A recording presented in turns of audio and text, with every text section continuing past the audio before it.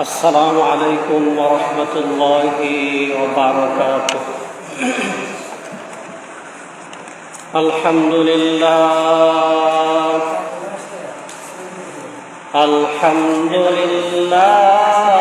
على إحسانه، والشكر له على توفيقه وامتنانه، وأشهد أن لا إله إلا الله وحده لا شريك له تعظيما لشانه، وأشهد أن سيدنا مولانا محمدا عبده ورسوله الداعي إلى رضوانه، صلوات الله وسلامه عليه وعلى آله وأصحابه وأتباعه وإخوانه. أما بعد، فقد قال الله تبارك وتعالى في كلامه المجيد وفي فرقانه الحميد: أعوذ بالله من الشيطان الرجيم. بسم الله الرحمن الرحيم. يا أيها الرسول بلغ ما أنزل إليك من ربك، وإن لم تفعل فما بلغت رسالته، والله يعصمك من الناس، إن الله لا يهدي القوم الكافرين. وقال تعالى في شان حبيبه: إن الله وملائكته يصلون على النبي، يا أيها الذين آمنوا صلوا عليه وسلموا تسليما. اللهم صل على سيدنا مولانا محمد وعلى آل سيدنا مولانا محمد. اللهم صل على سيدنا مولانا محمد وعلى آل سيدنا مولانا محمد. بلغ العلا بكماله، كشف الدجى بجماله، حسنت جميع خصاله، صلوا عليه وآله। আলহামদুলিল্লাহ, মহান আল্লাহ রব্বুল আলামিনের মহান দরবারে অজস্র অগণিত শুকর সুজুদ আদায় করছি, যিনি আমাদেরকে দুনিয়াবী সমস্ত কর্মব্যস্ততা থেকে অবসর দিয়ে মহান আল্লাহ রাব্বুল আলামিনের মহান হুকুম সালাতুল জুমা আদায় করার লক্ষ্যে তার ঘরে আসার বসার সমবেত হওয়ার তৌফিক দিয়েছেন। এজন্য আমরা কালিমাতুশ শুকর পড়ে নিচ্ছি আলহামদুলিল্লাহ। আবার লাখো কোটি দরুদ এবং সালাম বর্ষিত হোক দয়ার নবী, মায়ার নবী, বিশ্ব নবী মুহাম্মদুর রাসূলুল্লাহর উপর। আমরা পড়ছি সাল্লাল্লাহু আলাইহি ওয়াসাল্লাম। সম্মানিত হাজিরিন, আমরা গত জুমায় একটা নতুন বিষয় সম্পর্কে আলোচনা শুরু করেছিলাম, আর তা হলো নবীজি সাল্লাল্লাহু আলাইহি ওয়াসাল্লামের জীবদ্দশার সর্বশেষ হজ পালনের প্রদত্ত খুতবার গুরুত্ব এবং তাৎপর্য নিয়ে। যে খুতবাটা ইতিহাসের পাতায় বিদায় হজ নামে বিভিন্ন পুস্তিকায় লিপিবদ্ধ হয়েছে এবং এর বিষয়বস্তু এতটাই প্রাসঙ্গিক যে কিয়ামত পর্যন্ত আগত প্রত্যেক উম্মত নবীজি সাল্লাল্লাহু আলাইহি ওয়াসাল্লামের বিদায় হজের এই ভাষণ থেকে বিভিন্ন ধরনের উপকারিতা, প্রয়োজনীয়তা অনুভব করতেই থাকবে। সম্মানিত হাজিরিন, আমরা গত জুমাতে নবীজি সাল্লাল্লাহু আলাইহি ওয়াসাল্লামের প্রদত্ত বিদায় হজের ভাষণের গুরুত্বের 5টি দিক আপনাদের সামনে বলেছিলাম। নবীজি সাল্লাল্লাহু আলাইহি ওয়াসাল্লাম বিদায় হজের ভাষণের শুরুতেই সমস্ত উপস্থিত সাহাবায়ে কেরাম এবং হজ ব্রত পালনকারী সমস্ত মানুষদের দৃষ্টি আকর্ষণ করার জন্য একটি কথা বলে সবার মনোযোগ আকর্ষণ করে নিয়েছিলেন। তা হলো নবীজি বলেছিলেন, হে মানুষরা, হতে পারে এটাই তোমাদের সাথে আমার জীবনের সর্বশেষ হজ, সামনের আমি নাও থাকতে পারি। নবীজির মুখ থেকে যখন নবীজির দুনিয়া থেকে বিদায়ের এক ইঙ্গিত সূচক কথা সাহাবায়ে কেরাম শুনলেন, সমস্ত ময়দানে কিংপতন নীরবতা বিরাজ করলো। সবার মনোযোগ একদম নবীজি সাল্লাল্লাহু আলাইহি সাল্লামের কথার দিকে নিবন্ধিত হলো। সম্মানিত হাজিরিন, তারপরে নবীজি সাল্লাল্লাহু আলাইহি সাল্লাম শুরু করলেন কিয়ামত পর্যন্ত সমস্ত, শুধুমাত্র মুসলমান আর ইমানদার না, সমস্ত মানুষের অধিকার এবং সমস্ত মানুষের মুক্তি, সমস্ত মানুষের দুনিয়ায় সম্মান, আখিরাতের নাজাত সম্মিলিত এক চমৎকার বক্তৃতা। শুরুতেই নবীজি সাল্লাল্লাহু আলাইহি সাল্লাম মানুষের অধিকার এবং মানুষের সম্মানের কথা বললেন। তারপরে নবীজি সাল্লাল্লাহু আলাইহি সাল্লাম সমস্ত মূর্খতা, অজ্ঞতা, সমস্ত জাহালাত ইসলাম আসার মাধ্যমে বিলুপ্ত হয়েছে সেটার ঘোষণা দিলেন। তারপরে নবীজি সাল্লাল্লাহু আলাইহি সাল্লাম বিশ্ববাসীকে শুনালেন যে সুদের মতো অসাম্য বন্টনের অর্থনীতি দিয়ে কখনো মানুষের অর্থনীতিকে ডেভেলপ করা যাবে না, সেজন্য ইনসাফ ভিত্তিক সুদমুক্ত অর্থনীতি ব্যবস্থার কথা নবীজি সাল্লাল্লাহু আলাইহি সাল্লাম সবাইকে জানালেন। তারপরে নবীজি সাল্লাল্লাহু আলাইহি সাল্লাম নারী জাতির অধিকারের কথা বললেন, নারী নীতির কথা বললেন, নারীদের সম্মানের এবং নারীদের অধিকারের এক রূপরেখা গোটা উম্মতের কাছে পেশ করলেন।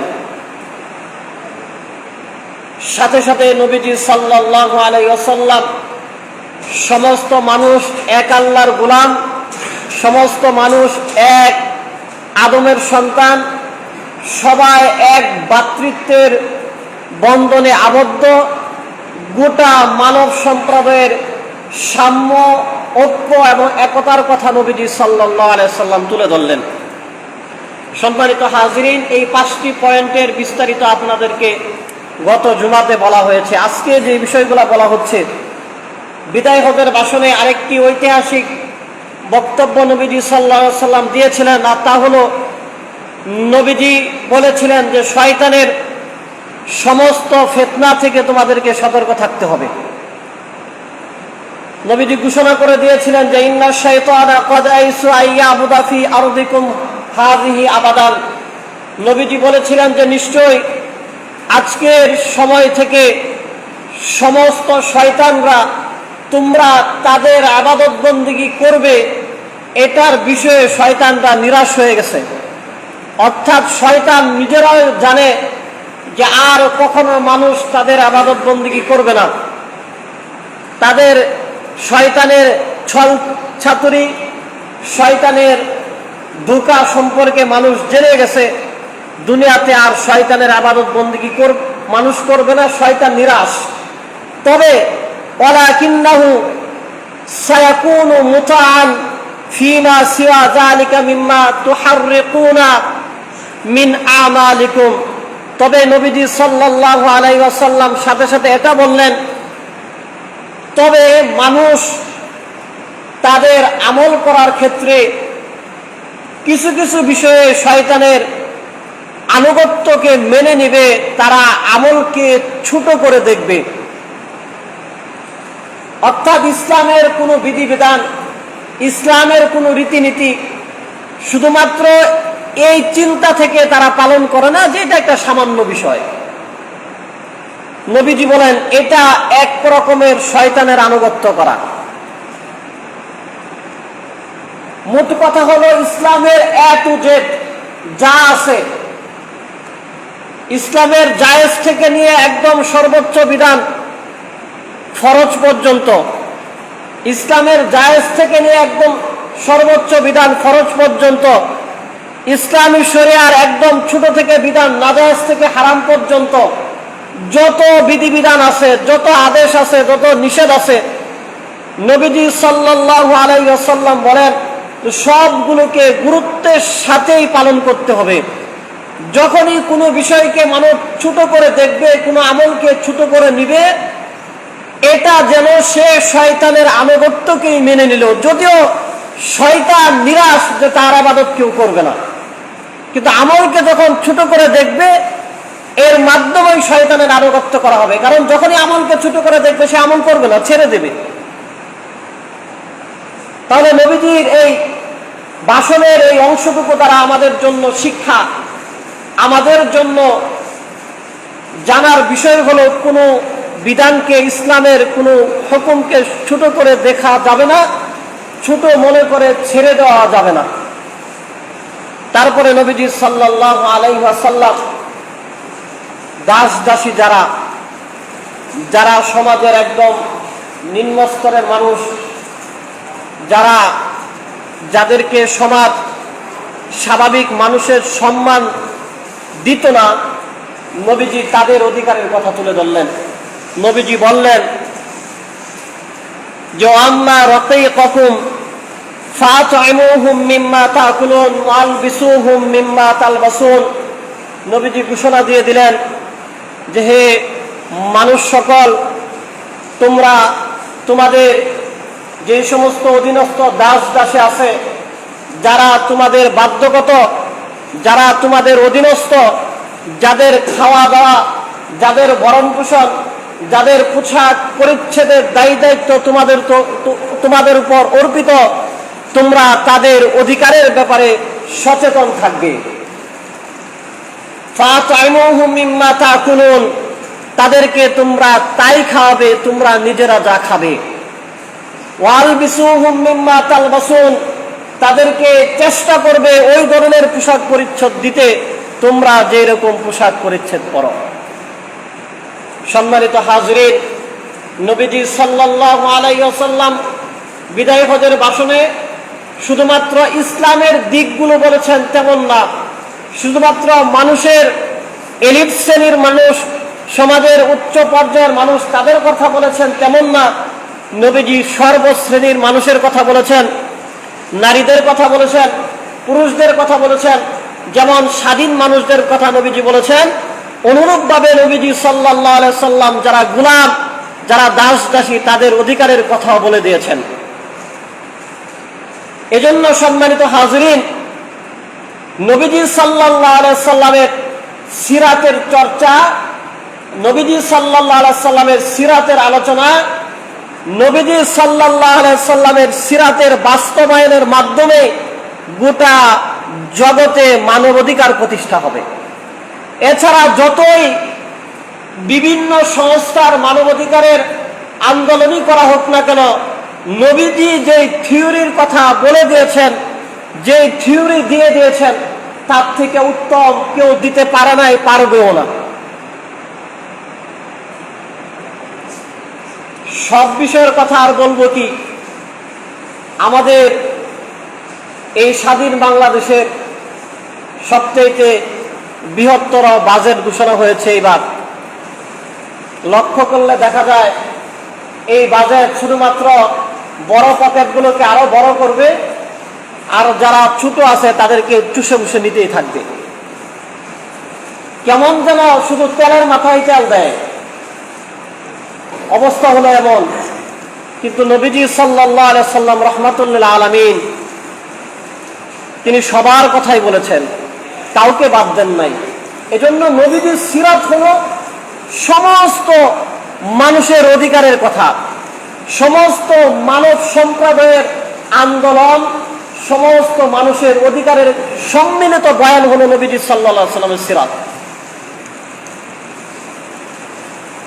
এবং নবীজি সাল্লাল্লাহু আলাইহি ওয়াসাল্লাম মানুষ এবং মানুষের অধিকারকে একসাথে তুলনা করতে যে সুন্দর উদাহরণ দিয়ে আমাদেরকে জানিয়েছেন। বুখারী এবং মুসলিম শরীফে হাদিস এসেছে, নবীজি বলেছেন যে আল মুসলিমুনা কারাজুলিন ওয়াহিদিন। নবীজি বলেছেন, হে মুসলমানরা, তোমরা তো হলে অখণ্ড একটা দেহের মতো। সমস্ত মুসলমানরা হলো অখণ্ডিত একটা দেহ। ইনিশতাকা আইনুহু ইনিশতাকা কুল্লু। নবীজি বলেন, একটা দেহের একটা চোখ যদি ব্যথিত হয়, এই ব্যথা যেমন সমস্ত শরীরের মধ্যে অনুভব হয়, তেমনি একজন মুসলমান, একজন ইমানদার দুনিয়ার যেই প্রান্তেই ব্যথিত হোক, কষ্টে থাকুক, দুঃখে থাকুক, জগতের সমস্ত মুসলমান সেটার কষ্ট অনুভব করবে। নবীজি আরো বলেছেন, ওয়াইনিশতাকা রাসুহু ইনিশতাকা কুল্লু। নবীজি বলেন, শরীরের সব অঙ্গের না, শুধুমাত্র শরীরের একটা অঙ্গ মাথায় যদি ব্যথা শুরু হয়ে যায়, এই ব্যথা যেমন সমস্ত শরীর অনুভব করে, অনুরূপভাবে দুনিয়ার কোনো প্রান্তরে যদি কোনো মুসলমান, কোনো ইমানদার কোনো কারণে ব্যথিত হয়, অত্যাচারিত, নির্যাতনের শিকার হয়, এই নির্যাতনের কষ্টটা সমস্ত মুসলমান অনুভব করবে। কিন্তু আজ সেই ঐক্য, একতা, সেই মানবাধিকারের আলোচনা নাই, সেই মানবাধিকারের চর্চা নাই। মুসলমানদের মধ্যেই ঐক্য আর একতা নাই। বিভিন্ন ভাবে আমরা আলাদা, কখনো বিভিন্ন রাজনৈতিক মতাদর্শের কারণে আলাদা, সীমানার কারণে আলাদা, চিন্তা এবং বিশ্বাসের কারণে আলাদা, কিন্তু সবাই কিন্তু এক আল্লাহর গোলাম। ইন্না রাব্বাকুম ওয়াহিদুন, আমাদের সবার রব একই। ওয়া ইন্না আবাকুম ওয়াহিদুন, আমাদের সবার বাপ আদম। বাবাও এক, রবও এক, কিন্তু এই বিভিন্ন মতাদর্শের কারণে একজন মারাত্মক ধরনের নির্যাতনের শিকার, আরেকজন মুখও খোলে না, কারণ সে তার দলের না, সে তার মতের না, সে তার দেশের না, সে তার এলাকার না। কিন্তু নবীজি বলেন, আল মুসলিমুনা কারাজুলিন ওয়াহিদিন, মুসলমানের দৃষ্টান্তগত হবে অখণ্ড এক দেহের মতো। একজনের কষ্টে আরেকজন কষ্ট পাবে, একজনের ব্যথায় আরেকজন ব্যথিত হবে। এই শিক্ষা, এই মানবাধিকারের চূড়ান্ত দৃষ্টান্ত নবীজি সাল্লাল্লাহু আলাইহি ওয়াসাল্লাম বিদায় হজের ভাষণে উম্মতের সামনে পেশ করে গিয়েছেন। এবং নবীজি সাল্লাল্লাহু আলাইহি ওয়াসাল্লাম বিদায় হজের ভাষণে আমাদেরকে গুরুত্বপূর্ণ একটি নসিহত করেছেন, উপদেশ দিয়েছেন।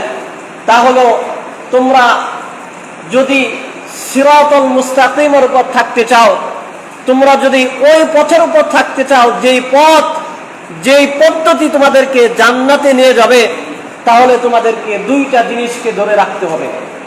নবীজি বলেছেন, তারাকতু ফীকুম মা ইন তামাসসাকতুম বিহি লান তাদিল্লু বাদি আবাদান। নবীজি সাল্লাল্লাহু আলাইহি ওয়াসাল্লাম বলেছেন, আমি তোমাদের কাছে দুইটি জিনিসকে ছেড়ে যাচ্ছি, রেখে যাচ্ছি, যদি তোমরা দুইটাকে মজবুত ভাবে ধারণ করতে পারো, লাং তাদুল্লু বাদি আবাদান, তাহলে কখনো পশ্চিম কালেও তোমরা ভ্রষ্ট হবে না, তোমরা জান্নাতের পথ থেকে দূরে সরে যাবে না, তোমরা সিরাতুল মুস্তাকিম থেকে দূরে সরে যাবে না। সেই দুই পথের একটা পথ হলো নবীজি বলেন কিতাব আল্লাহ, একটা হলো আল্লাহর কোরআন। তোমরা যদি কোরআনকে ধারণ করে থাকো তাহলে তোমরা পদচ্যুত হবে না, তোমরা ভ্রষ্ট হয়ে যাবে না। আমি নবী যদি নাও থাকি তোমরা জান্নাতের পথেই থাকতে পারবে। আরেকটা হলো নবীজি বলেন অসুন্নতি, আরেকটা হলো নবীজি সাল্লাল্লাহু আলাইহি সাল্লাম বলেন যে আমার অনুসরণ করা, আমার সুন্নতের ইত্তেবা করা, আমার সুন্নতকে মেনে চলা। নবীজি সাল্লাল্লাহু আলাইহি ওয়াসাল্লামের হাদিসের এই কথাগুলো আমাদের জন্য একটা গুরুত্বপূর্ণ শিক্ষা বহন করে। কেননা এখন বিভিন্ন সময় আমরা অজ্ঞত স্বরে না জানার কারণে বলে থাকি যে হাদিস অনেক পরে আসছে, সুন্নাহ যেই সমস্ত বিষয়ের মাধ্যমে প্রমাণিত হয়, হাদিসের মাধ্যমে সুন্নত প্রমাণিত হয়, হাদিস যেহেতু অনেক পরে সংরক্ষিত হয়েছে সুতরাং আমরা হাদিস মানি না। কিন্তু যারা এই কথা বলে তারা হয়তো এটাও জানে না আমরা এখন যেই রকম কোরআনটাকে একটা মোলাতে আবদ্ধ পেয়েছি, কোরআন এরকম এক মোলাতে আবদ্ধ নবীজি সাল্লাল্লাহু আলাইহি সাল্লামের যুগে ছিল না। অতি আশ্চর্যের বিষয়, এটা আবু বকর রাদিয়াল্লাহু আনহুর সময়ে ছিল না। তার থেকে আশ্চর্য বিষয়, উমর রাদিয়াল্লাহু আনহুর শাসনামলে 10 বছরেও ছিল না। নবীজির নবুয়তের এই 23 বছর, আবু বকর রাদিয়াল্লাহু আনহুর 2-2.5 বছর, উমর রাদিয়াল্লাহু আনহুর 10-12 বছর, এই দীর্ঘ সময়েও কোরআন এক মোলাতে লিপিবদ্ধ ছিল না। কিন্তু সাইয়্যিদিনা উসমান গনি রাদিয়াল্লাহু আনহুর সময় একবার মুসলমানদের মধ্যে কিছু বিষয়ে ভুল বোঝাবুঝি হয়েছিল এবং একটা যুদ্ধে এইরকম হয়েছিল অনেক সংখ্যক হাফিজুল কোরআন মারা গিয়েছিলেন। হযরত উসমান রাদিয়াল্লাহু আনহু তখন চরমভাবে অনুভব করলেন যে এইভাবে হাফেজরা দুনিয়া থেকে বিদায় নিচ্ছেন, নবীজির যুগ শেষ, আবু বকর রাদিয়াল্লাহু আনহুর যুগ শেষ, পরাক্রম শাসক উমর রাদিয়াল্লাহু আনহুর যুগ শেষ, আমিও এক সময় থাকবো না, নতুন নতুন মানুষ মুসলমান হবে। এমত অবস্থায় আল্লাহর বিধান সম্মিলিত কোরআন যদি একসাথে এক মোলাতে আবদ্ধ না থাকে, মানুষ তো কোরআনের সঠিক বিধিবিধানগুলো জানতে পারবে না। ওই সময় পর্যন্ত কোরআনের ধরেন 5 পারা একজনের কাছে ছিল, আরেক 5 পারা আরেকজনের কাছে ছিল, রাষ্ট্রীয়ভাবে ধরেন 10-20 পারা লিপিবদ্ধ ছিল, আর অনেক হাফেজদের সিরায় কোরআনটা সংরক্ষিত ছিল। কিন্তু উসমান রাদিয়াল্লাহু আনহুর পরামর্শ, সাহাবায়ে কেরামের সম্মিলিত উদ্যোগের মাধ্যমে ওই সময় যাদের কাছে কোরআনের আয়াত বিভিন্ন সূরা পারা সংরক্ষিত ছিল, হাফেজরা ছিলেন, সবাই একটা বুট বসিয়ে একটা কমিটির মাধ্যমে এই কোরআনটাকে একসাথে লিপিবদ্ধ করা হয়েছে। সেই কোরআন মানতে তো আমাদের সমস্যা নাই, যে কোরআন সাহাবায়ে কেরাম লিপিবদ্ধ করেছেন, তাহলে সেই হাদিসগুলো মানতে আমাদের সমস্যা কি? যে হাদিস সাহাবায়ে কেরাম রাদিয়াল্লাহু আনহুর মাধ্যমে সংরক্ষিত হয়েছে। এবং এত বেশি রিসার্চ, এত বেশি গবেষণা এই হাদিস শাস্ত্রে হয়েছে, বিবেকবান কোনো মানুষ এটাকে অস্বীকার করতে পারবে না। এবং যারা আজকে বিভিন্ন অজুহাতে হাদিস অস্বীকার করতে চায়, মনে রাখবেন এই মানুষগুলো যদি হাদিসকে অস্বীকার করার এই দাবিটাকে বাস্তবায়ন করতে পারে, তাদের মুখ থেকে বের হবে যে যেই কোরআন সাহাবারা সংরক্ষণ করেছে, মানুষ করেছে, সেই কোরআন আমরা মানি, এটা বলতে তারা পারবে। এজন্য আমাদেরকে সচেতন থাকতে হবে। নবীজি সাল্লাল্লাহু আলাইহি সাল্লামের দিক নির্দেশনা হলো, তোমরা যদি সিরাতুল মুস্তাকিমের উপর থাকতে চাও, নাজাতের পথে থাকতে চাও, জান্নাতের পথে নিজেদেরকে অটল অবিচল রাখতে চাও, তাহলে আল্লাহর কোরআন এবং আমার সুন্নাহ, আমার হাদিসকে তোমরা মেনে চলবে। নবীজি সাল্লাল্লাহু আলাইহি সাল্লাম বিদায় হজের ভাষণে এই কথাগুলো বললেন। এরপরে নবীজি সাল্লাল্লাহু আলাইহি ওয়াসাল্লাম উপস্থিত সাহাবায়ে কেরাম সহ সমস্ত মানুষদেরকে আখিরাতমুখী করার জন্য, আখিরাতের স্মরণকে তাদের অন্তরে তাজা করে দেওয়ার জন্য, আখিরাতের জবাবদিহিতার ভয় তাদের অন্তরে দেওয়ার জন্য, মানুষ যেন দুনিয়ার কাজকর্ম করে করার ক্ষেত্রে সচেতন হয়, মানুষ যেন তাদের কাজগুলোর ক্ষেত্রে নিজেদের অঙ্গ প্রত্যঙ্গে লাগাম লাগায়, লাগামহীন যাতে জীবনযাপন না করে। নবীজি আখিরাতের হিসাবের কথা স্মরণ করিয়ে দিলেন। নবীজি বললেন, ওয়াইন্নাকুম সাতালকাউনা রাব্বাকুম, হে লোক সকল, নিশ্চয় অচিরেই তোমাদের রবের সাথে তোমাদের সাক্ষাৎ হবে।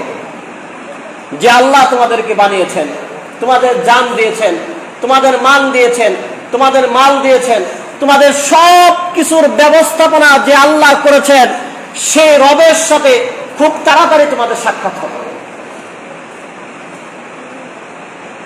সেই তাড়াতাড়িটা কেমন তাড়াতাড়ি?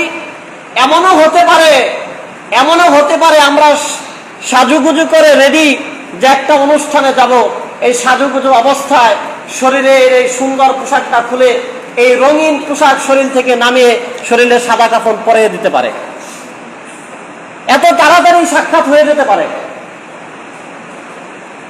এজন্য কেউ কেউ বলেছেন যে মানুষ তার সামনের 100 বছর, 10 বছর, 20 বছরের পরিকল্পনা সাজায়, কিন্তু আল্লাহর আদালতে, আল্লাহর দরবারে তার জন্য মৃত্যুদের তালিকাভুক্ত তার নাম হয়ে গেছে, সে জানে না। সে দুনিয়ার বিভিন্ন কাজকর্মে নিজেকে ব্যতিব্যস্ত করে রাখে, পরিকল্পনা করে রাখে, সামনে সে এই করবে সেই করবে, কিন্তু আল্লাহর কাছে সে মৃত্যু হিসেবে ঘোষণা হয়ে গেছে। নবীজি সাল্লাল্লাহু আলাইহি সাল্লাম সেই বিষয়ে স্মরণ করে দিয়ে বলেন যে ওয়াইন্না রাব্বাকুম সাতালকাউনা, যে খুব তাড়াতাড়ি তোমাদের রবের সাথে তোমাদের সাক্ষাৎ হবে।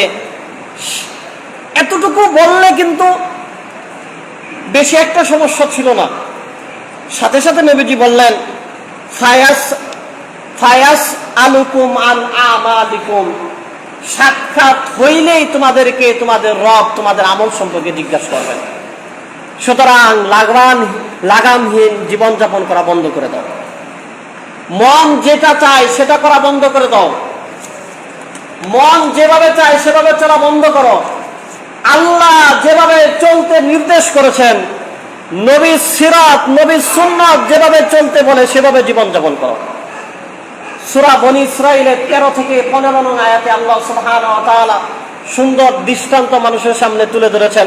আল্লাহ বলেছেন, ওয়া কুল্লা ইনসানিন আলজামনাহু তায়রাহু ফি উনুকি। আমাদের খুব কাছেই বাংলাদেশ কৃষি গবেষণা ইনস্টিটিউট, দেখবেন ওইখানে বিভিন্ন আম গাছের চারার মধ্যে আম ঝুলতেছে, একটা সাদা সাইনবোর্ড লেখা থাকে বাড়ি ফোর, বা এরকম বিভিন্ন নাক ফজলি, এই ফজলি সেই ফজলি সাইনবোর্ড ঝুলে আম গাছের গলার মধ্যে। আল্লাহ সুবহানাহু ওয়া তাআলা বলেন, ওয়া কুল্লা ইনসানিন আলজামনাহু তায়রাহু ফি উনুকি। হাশরের ময়দানে প্রত্যেক মানুষের গলার মধ্যে তার আমলনামাকে ঝুলিয়ে দেওয়া হবে। ওয়া কুল্লা ইনসানিন আলজামনাহু তায়রাহু ফি উনুকি ওয়া নুখরিজু লাহু ইয়াওমাল কিয়ামাতি কিতাবান ইয়ালকাহু মানশুরা। আল্লাহ সুবহানাহু ওয়া তাআলা বলেন, আমলনামা এমন না যে এরকম মুখ বদ্ধ আমলনামা থাকবে, এরকম ঝুলানো থাকবে না। আমলনামার পৃষ্ঠাগুলো এরকম খোলা থাকবে, আমলনামার পৃষ্ঠা এমন খোলা থাকবে। আমরা অনেক সময় মনে করি যে বলা হয়ে থাকে যারা গুরুত্বের সাথে 5 ওয়াক্ত নামাজ আদায় করবে তাদেরকে আল্লাহ তাআলা ডান হাতে আমলনামা দিবেন। আমরা এই বিষয়টাকে একদম সহজ মনে করি, ডান হাতে আমলনামা দিয়ে দিবে। বিষয় এমন সহজ না। যাদের প্রতি আল্লাহ রাগান্বিত হবেন তাদের এই হাতটাকে বুকের মাঝ থেকে ফেরে হাতে এখান থেকে বের করে আমলনামা দেওয়া হবে। কারো কারো দীর্ঘ সময় চলে যাবে আমলনামা সংগ্রহ করার জন্য। অনেক সময় এমন হয় না, ফাইল একটা মন্ত্রণালয়ে আটকে গেছে, এই ফাইল পায় না, সে বিলও উঠাইতে পারে না। কারণ যতক্ষণ পর্যন্ত আমলনামা না পাবে, জান্নাতের যারা যারা আমলনামা না দেখবে তাকে জান্নাতে ঢুকতেই তো দিবে না। সুতরাং এই আমলনামার গুরুত্ব অনেক বেশি। যাদের প্রতি আল্লাহ রাগান্বিত, যাদের আমল এরকম সুন্দর না, তারা এই আমলনামার পিছনে অনেকদিন পরে থাকবে। কারো আমলনামা আল্লাহ ছুঁড়ে মারবেন, আর তারা এই আমলনামা কুরানোর জন্য সহস্র শতাব্দী তারা চলে যাবে। কেউ কেউ ব্যাখ্যা করেছেন এই আমলনামাটা একটা পৃষ্ঠাতে হবে এমন না, মাইলকে মাইল লম্বা একটা পৃষ্ঠার আমলনামা তার হবে। সে আমলনামা গলার মধ্যে ঝুলিয়ে দেওয়া হবে। প্রশ্ন হতেই তো পারে যে এটা আবার কিভাবে খোলা থাকবে, এত বড় আমলনামা। দেখেন না, ডিজিটাল সাইনবোর্ড, লেখা আসতেছে, ঘুরতেছে লেখা একটার পর একটা। আল্লাহ ডিজিটাল ব্যবস্থা করে দেবে, সমস্যা কি? আমরা আগে যখন ধরেন আজকে 100 বছর আগে যদি বলা হইতো যে আল্লাহ তাআলা হাসরের ময়দানে সব আমলনামা একদম ভিডিও ফুটেজ দেখাবেন, যারা বলতো তাদের কাছেও, যদিও বলতো কোরআন হাদিসে আছে, কিন্তু তারপরে অতটা সাহস নিয়ে বলাটা কঠিন ছিল। আর যারা শুনতো তারা তো এটা অবিশ্বাস করার মতো বিষয় ছিল। কিন্তু এখন যদি বলা হয় একদম সহজ। আল্লাহ সুবহানাহু ওয়া তাআলা এরকম ব্যবস্থা করবেন, সবার আমলনামা তাদের গলার মধ্যে ঝুলিয়ে দেওয়া হবে, আমলনামা খোলা থাকবে। আল্লাহর পক্ষ থেকে বলা হবে ইকরা কিতাবা। আরবি ব্যাকরণে বা আরবি ভাষায় লিখিত যে কোনো বিষয়কে কিতাব বলা হয়। এটা কোরআন, এটা একটা কিতাব। আমার একটা লেখা কাগজ, এটার নামও কিতাব। মানে লিখিত পুস্তিকাকে আরবি ভাষাবিদরা কিতাব বলে। আল্লাহ সুবহানাহু ওয়া তাআলা বলেন ইকরা কিতাবা, তোমার আমলনামা তুমি পড়ো। কাফা বিনাফসিকা আল-ইয়াওমা আলাইকা হাসিবা, তুমি পড়লে তুমি নিজেই বুঝবা তোমার কেমন হিসাব হওয়া দরকার। তোমার হিসাবের জন্য তুমি নিজেই তো যথেষ্ট। মানে ইহতাদা ফাইন্নামা ইয়াহতাদি লিনাফসি ওয়া মান যাল্লা ফাইন্নামা ইয়াদিল্লু আলাইহা ওয়া লা তাযিরু ওয়াজিরাতু বিজরা উখরা। ভ্রষ্টতার দিকে তোমরা নিজেরাই ছুটেছো, হেদায়েতের দিকে তোমরা নিজেরাই গেছো। ওয়া লা তাযিরু ওয়াজিরাতু বিজরা উখরা, আজকের এই দিনে কারো বোঝা কেউ বহন করবে না। যার যার আমল তার তার, যার যার বিচার তার তার, যার যার হিসাব তার তার, একজনের তার একজন কেউ বহন করবে না। তো নবীজি সাল্লাল্লাহু আলাইহি ওয়াসাল্লাম বিদায় হজের ভাষণে এটা বললেন যে অচিরেই তোমাদের রবের সাথে তোমাদের সাক্ষাৎ হবে, আর রব তোমাদের আমলনামা, তোমাদের কাজকর্ম সম্পর্কে জিজ্ঞেস করবেন। হযরত উমর রাদিয়াল্লাহু আনহু মানুষদেরকে চমৎকার ভাবে বলতেন। তিনি বলতেন যে হাসিবু আনফুসাকুম ক্বাবলা আন তুহাসাবু, হে লোক সকল, আল্লাহ তোমাদের হিসাব নেওয়ার আগে তোমরা নিজেরা নিজেদের হিসাব নাও। ওয়াজিনু আনফুসাকুম ক্বাবলা আন তুজানু, আল্লাহ তোমাদের আমলনামা ওজন করার আগে তোমরা নিজেরাই নিজেদের আমলনামাকে ওজন করো। ফাইন্নাহু আখাফা আলাইকুম ফিল হিসাবি গাদান আন তুহাসিবু আনফুসাকুম, তোমরা যদি নিজেদের হিসাব নিজেরাই নাও, তাহলে ওই যে আগামীকাল আল্লাহর সামনে তোমাদের হিসাব দিতে হবে, সেদিন হিসাব দেওয়াটা তোমাদের জন্য সহজ হবে।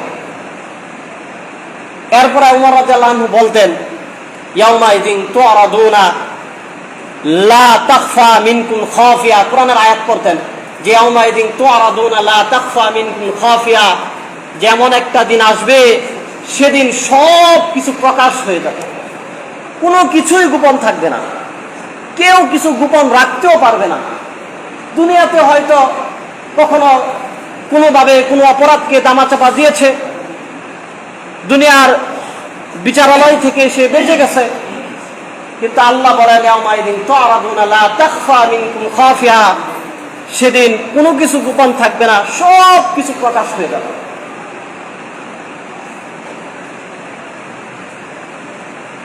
আল্লাহ নবী সাল্লাল্লাহু আলাইহি ওয়াসাল্লাম বিদায় হজের ভাষণে এরকম জবাবদিহিতার একটা ভয়, জবাবদিহিতার বিষয় আমাদেরকে স্মরণ করিয়ে দিলেন। সর্বশেষ নবীজি সাল্লাল্লাহু আলাইহি ওয়াসাল্লাম নবীজির রিসালাতের যে গুরু দায়িত্ব, আল্লাহর বিধান মানুষের কাছে পৌঁছানোর যে দায়িত্ব নিয়োজিত হয়েছিলেন, সেই দায়িত্বের বিষয়ে উপস্থিত সমস্ত সাহাবায়ে কেরাম থেকে সাক্ষী নিলেন।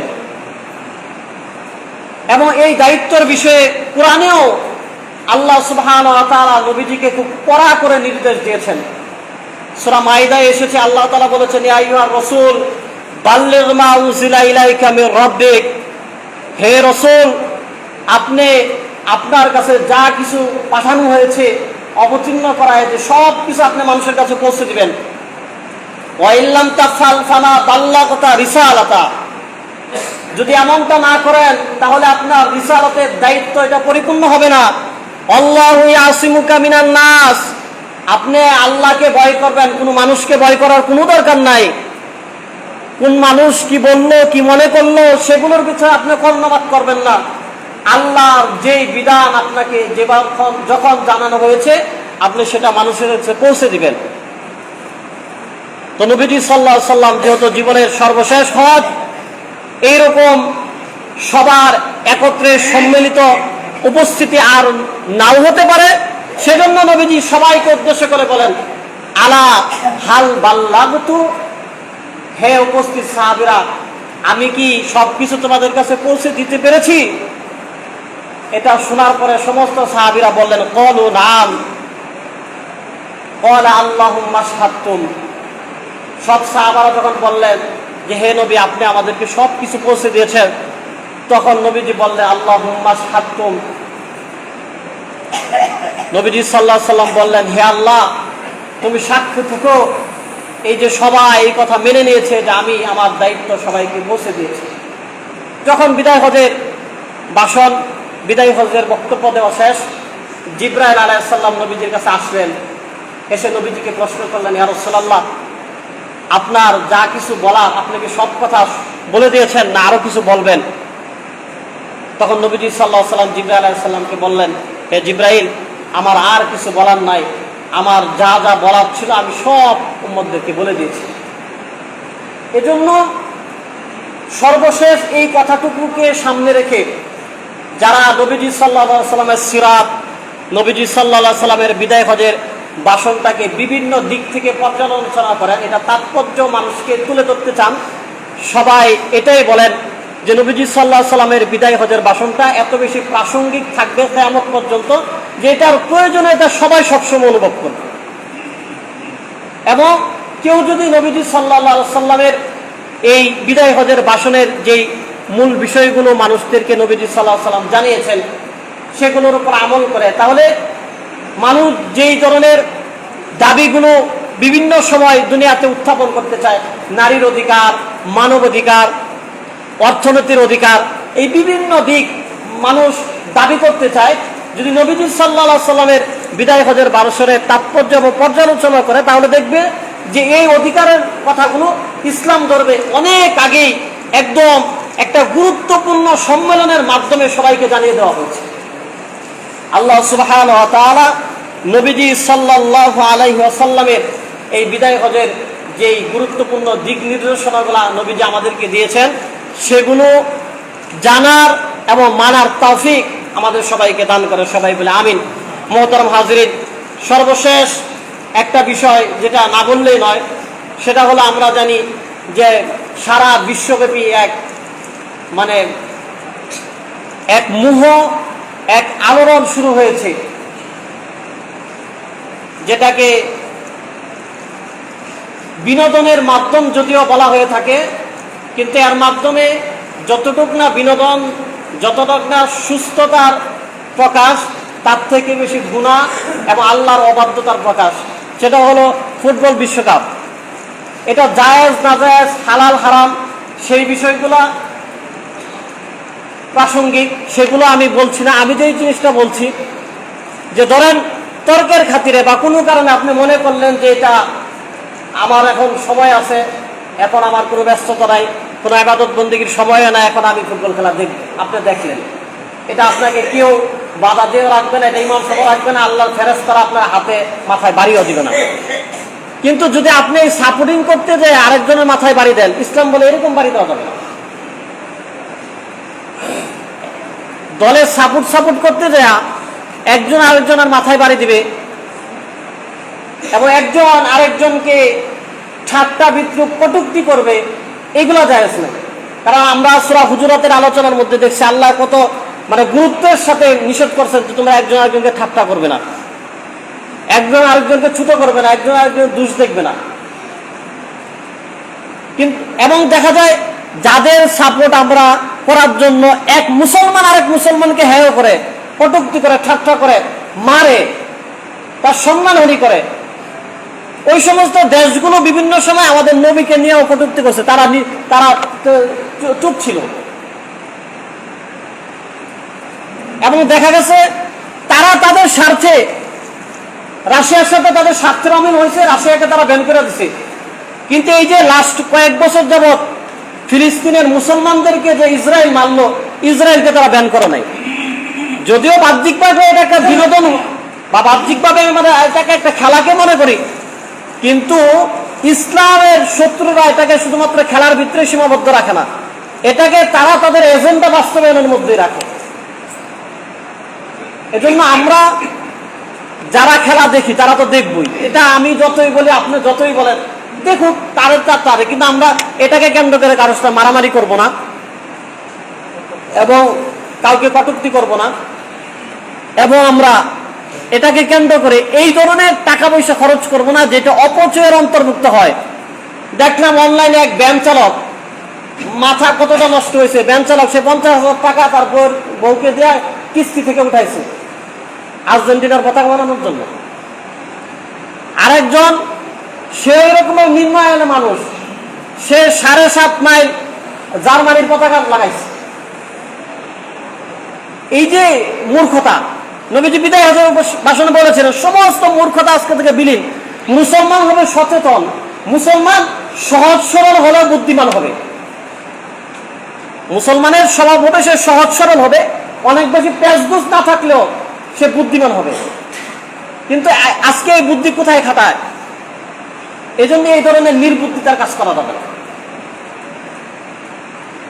আবেগ দেখানো খারাপ না, কিন্তু বিবেকটাকে সচেতন রাখতে হবে, সজাগ রাখতে হবে। যে আবেগ আমার দিন, ধর্ম, ইসলাম, আমার কৃষ্টি কালচার নষ্ট করে দেয়, ওই রকম আবেগ দেখানো যাবে না। আল্লাহ সুবহানাহু ওয়া তাআলা আমাদের সবাইকে এই বিষয়টাকেও মাথায় রাখার তৌফিক দান করেন, এবং আমরা চাই যে আমরা যেন এমন কিছু না করি আমাদের কর্মকাণ্ডের মাধ্যমে যেন এটা ফুটে না ওঠে যে আমি তো ওই জাতের লোক। আমার আচরণ, কথাবার্তা, আমার সাপোর্টিংটা যেন এমন পর্যায়ে না যায় যে আমাকে মনে হয় এটা তো ব্রাজিলের লোক বা আর্জেন্টিনার লোক বা জার্মানির লোক, এমন যাতে না মনে হয়ে যায়। কারণ নবীজি বলেছেন মান তাশাব্বাহা বিকওমিন ফাহুয়া মিনহুম। তোমার আমল আখলাক, তোমার চরিত্র, তোমার আচার আচরণ যদি কোনো জাতির সাথে মিলে, আল্লাহ তোমাকে ওই জাতিই মনে করবেন। আল্লাহ সুবহানাহু ওয়া তাআলা আমাদেরকে এই বিষয়গুলো সামনে রেখে চলার তৌফিক দান করে। যারা পরে আসি ইনশাআল্লাহ তারা কবুল করুন।